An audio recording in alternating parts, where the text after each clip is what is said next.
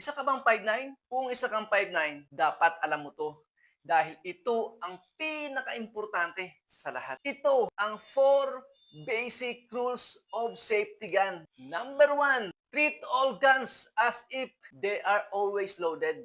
Kahit yung baril mo, tinanggalan mo na ng bala yan, ituturing mo pa rin siya na may bala. Number 2, never point the gun at anything you are not willing to destroy. Panatiliin mong kalmado ang baril mo. At huwag mong itututok sa kahit sa ano kanino man.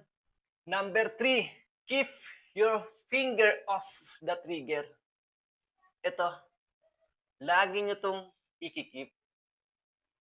Okay lang ito, mga 5'9", until your sights are on target. Eto na yung number 4, mga 5'9". Be sure of your target and what lies beyond it. Ano ba ibig sabihin nito? Siguraduhin mo na walang tao sa paligid or walang makakakita pag meron kang target sa posting mo. Kaya siya 4 basic rules of safety gun kasi napaka-basic lang talaga niyang intindihin. Tandaan niyo mga 5'9", lagi natin ilalayo ang finger natin sa baril natin dahil ang baril napakainit yan sa katawan.